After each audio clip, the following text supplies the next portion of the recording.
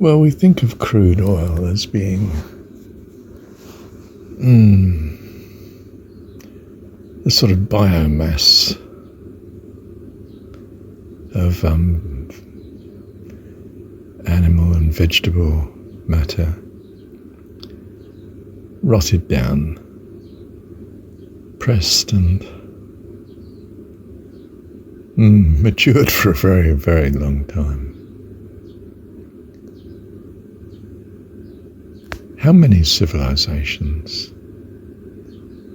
how much history has gone before on the planet? How many millions of years of biomass being deposited?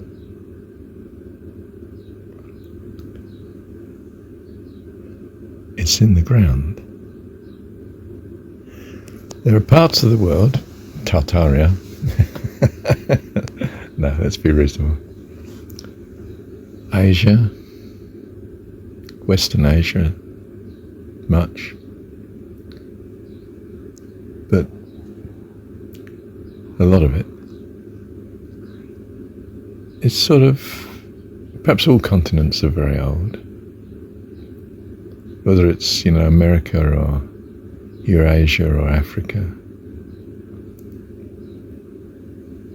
And it's accumulated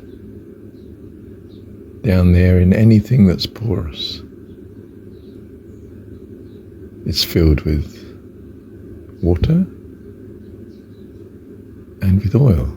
In fact, any liquid, but principally that.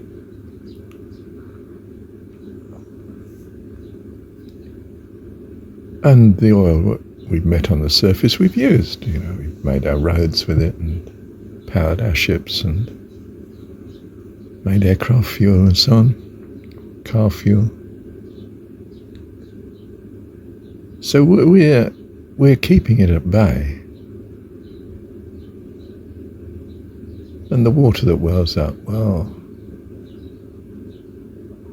it sinks back down again.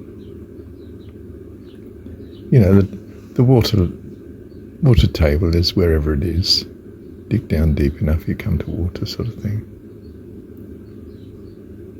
You don't necessarily come to water for a long time, quite a depth.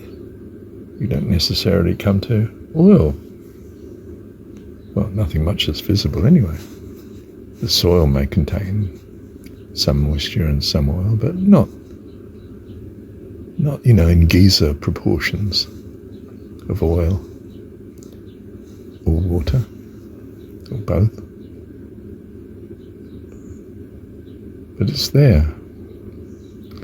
And if there's disturbance in the Earth's crust, it might just squeeze it out from time to time. Black, filthy mud. Mixture of oil and water and earth that's in it. Death on the move. Sludge. Liquefaction, if you like. Sometimes just water, sometimes just oil. Get a lake of oil.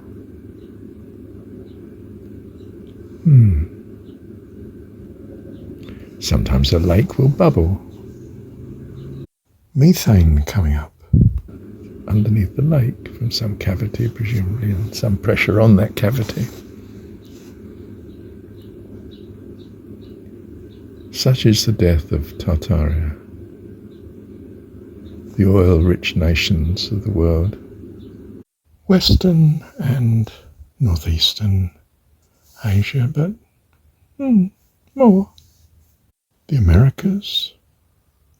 Goodness, even the North Sea. And not just my idea, of course. Possibility.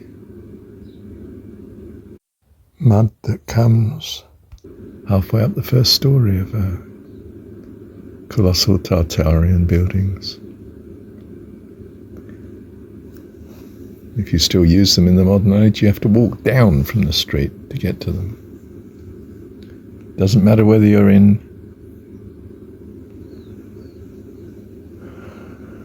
Asia Europe, or North America. Still the same. Same sort of buildings, technology anyway. Not necessarily quite appearance, but traces of it. Same endurance, same incredible technology, that's the thing. Same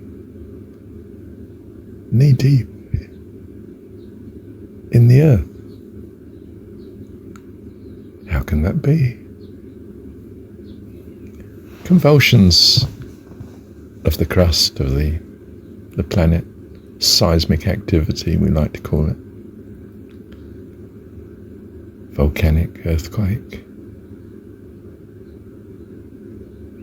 and other consequences like tidal flows, of course, but if you're near the coast,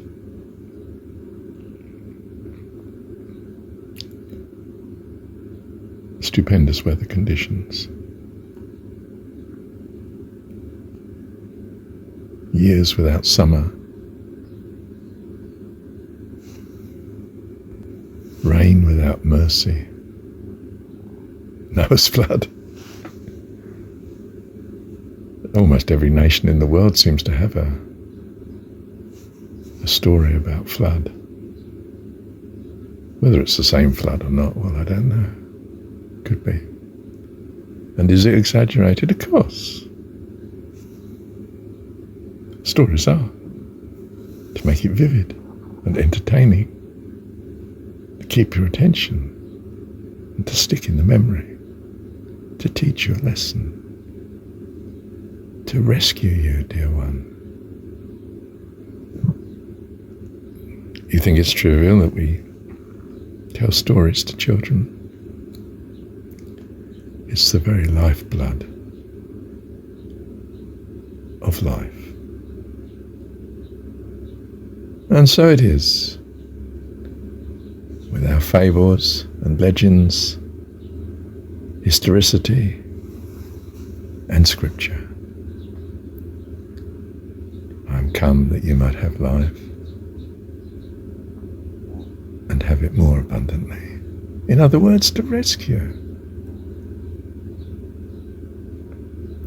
Whether it's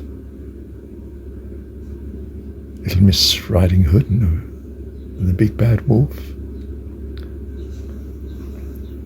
or whether it's stories of giants,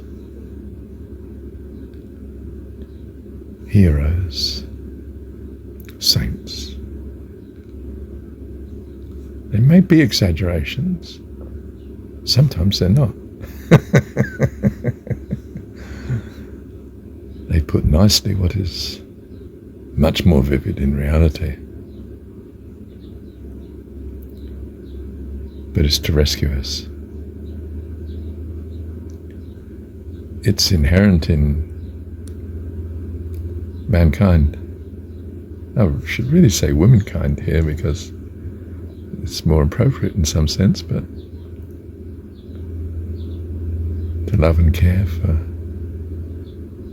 other children that come into the world. I was in a bad fostering position. Didn't know anything about it, of course. I was a baby. And this lady, Mrs. Short, storms into the house, takes the baby, gets the address of my parents, and says, "I've got your child. What are you going to do about it?" Dad said, "Oh, we'll pay you." So I stayed with her for the first few years. Thank God. The loveliness of the maternal drive, you see, to care for and protect children, to make something wonderful of this potential, the child. Thank you, Heavenly Dad. Oh goodness, did I forget to stress the point? What's the spiritual lesson we learn from all this gunge that comes out of the ground? I mean, it's horrific stuff, isn't it? If you think of it, it's all rotting vegetation and carcasses. Have you ever walked, I don't know you'd notice it now with an oil refinery, but they used to smell appallingly. I can remember walking to Shellhaven from where I got off the bus. That was a long walk across this open, barren, estuary sort of landscape towards this refinery, and the smell was just awful. You get used to it when you're living there, no doubt, nearby, but well, nothing's that nearby. Of course, nobody lives next to an oil refinery if they can help it. Goodness gracious. And I realised then, my goodness, of course, that's what this stuff is. It's more than rotting. It's rotted, I don't know, is it millions of years ago? It's awful stuff. It's enough to kill a civilization easily, and has done. How many times, we don't know. The story is Tartaria, but is that one of many? You don't know, do you? After all, the Earth's crust recycles and melts down its very self, as one layer seems to be crushed under another, and so on. Continental drifts. Do you know the Himalayas are still rising? Goes up, I don't know, centimetre or something, or millimetre a year or something, Yeah. I think that's so with the Southern Alps too. In New Zealand, we call them the Southern Alps. Yeah. The Rockies, I would think it's the same with the Rockies. Could well still be rising. Tibet had a coastline. Can you imagine? In its ancient mythology, it's got a coastline. And giants, I might point out. Giants again. Yes. But India crashed into Asia. Well, that's the theory anyway. Our very bodies and the vegetation and creatures that we might love and value rot down and can become the downfall of our civilization. Perhaps we're not recycling it in a better way that's possible. In a sense, then, can we keep up with the surplus oil that's there, that could just rise at some catastrophic time? We're obsessed with global warming and carbon emissions, but it might be a lot safer to have that carbon in the air than in the ground. At least you can see the sea rising slowly and shift your cities accordingly. That's a big move. More than half of our cities are low-lying on estuaries and riverbanks. We'd have to move a lot of cities. But we can do that if we have enough time. And enough forethought. Medieval time was found that housing was not below the sort of 40-foot line, height, elevation above the water table, the nearest river or lake or whatnot. Was that because of cold weather reducing the water table worldwide and the oceans? Or was it prudence? Keep you safe in flood conditions and so on. We have a social and political system that has a very high discount, or economic system that has a very high discount rate on the future. We don't heed the rumble of a distant drum, the thunder, that the storm is coming, and don't necessarily make by any means adequate preparation for what we could see is coming if we opened our eyes. Perhaps we should be more sensitive to the signs that are there. And so it is with our spiritual life too, isn't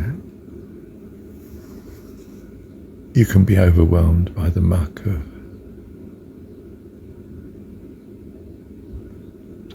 indolence, lack of heed, lack of care and provision, and future, your future. Do you value life? Don't you value eternal life? Yeah, that's it. You put it like that. Haven't thought about it. Perhaps you should. Perhaps it's going to be important to you. One day, desperately important to you. Is this a hellfire sermon? Well, it is in a way, but I mean, it's the experience of what we see on the earth, isn't it?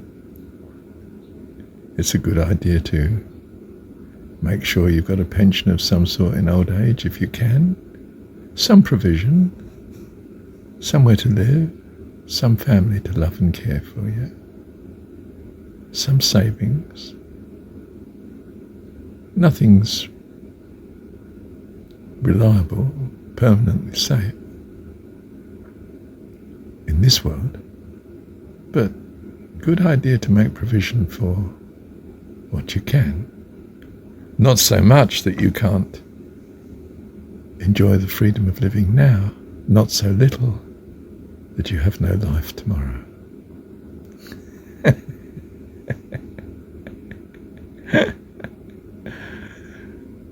Thank you, Heavenly Dad. I guess that the best solution to living is to live in a way that allows you to live long enough to come to God. I mean by that to find you have life eternal. That there's no way you want to stay here forever anyway. But it's extremely valuable being here in as far as it gives you the opportunity to come permanently to God. From this perspective of the transitory things of earth, of this universe. So civilizations don't just come, they do go. And life comes and goes, not just comes. And of course, logically, it couldn't just keep coming on a limited landscape or planet or whatever. It must come and go. It doesn't mean to say that because it's temporary, it's not invaluable. I felt that with marriages. I mean,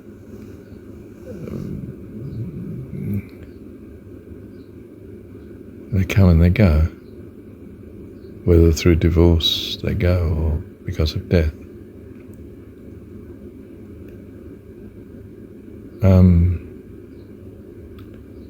It doesn't mean to say they aren't incredibly valuable. They bring life to us, fullness of life, loving relationships, and children, and bring us nearer to God. Even if they're tempestuous in the end, it's still an experience that brings us nearer to longing for God. My soul longs for you. My soul longs for you. Nothing else will do. Nothing else will do. My soul longs for you, Heavenly Dad. Love you. Thank you, Dad. I'm thinking, I don't know, about 5 minutes through this recording. Those mounds, we thought they were just burial mounds, but possibly the understanding is they could have been, well, foresight. You could see the end coming. You knew that oil was coming, that mud, that mess, that deluge from underneath the fountains of the deep. Not water this time, not the Noah flood, something more frightening. Can you imagine something more frightening than the Noah flood? But anyway, it does look like it. So they made provision, shelters, something that would keep the mud out until perhaps time passed and there'd be a hardening and you could come out again. But it was a long time and a cold time and a time of much death.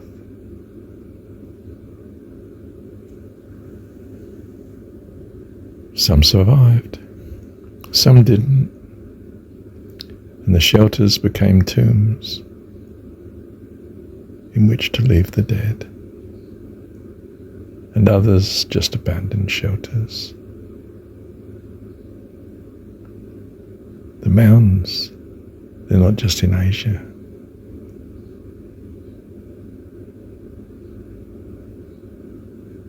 They're in Europe. They're in North America. Same story, same planet, same civilization.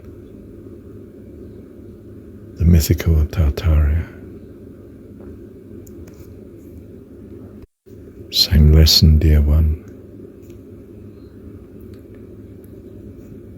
You can see the future coming. We are all going to die from this planet.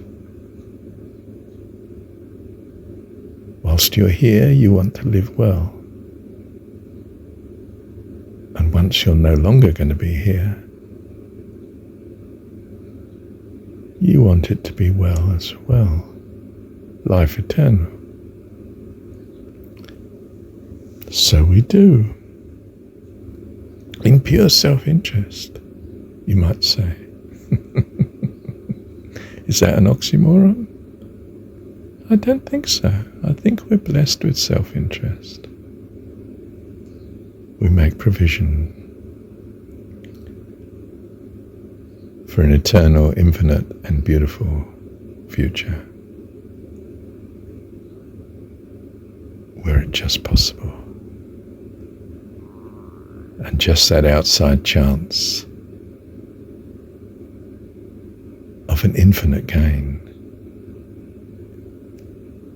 Surely, says he, is an infinite benefit to us now, unless our discount is also infinite, by which I mean discount to the future.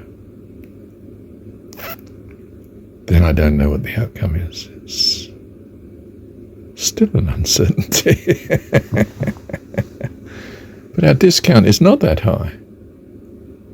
It's anything from 2 to 30%, but not that high, not infinitely high. And therefore the present value of that infinite gain, in other words, its certainty's value times the probability of it actually happening, which you see as less, is still infinite. So we make provision. We seek God. Seek ye the Lord while he may be found. call upon him while he is near. Whilst you still have breath, you can call upon him. You are still able to embrace life eternal. By his grace and loving kindness, the goodness of our Heavenly Dad. That's the Jesus story. Rather lovely, isn't it? Very comforting. You think that's suspicious? Not with God. He's for real. He's genuine. So I choose to trust. Who would be mad enough to trust anything else? Thank you, Heavenly Dad. But when all is said and done, a lot more is said than done. Just read very carefully John 17. Thank you, Heavenly Dad.